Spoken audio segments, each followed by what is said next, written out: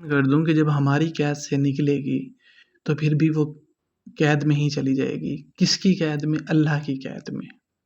ٹھیک ہے، اللہ نے پھونکی تھی، اللہ کی قید میں چلی جائے گی. اور اب آپ کہیں گے اوپر چلی جائے گی اللہ کی قید میں، اللہ تو اوپر ہے.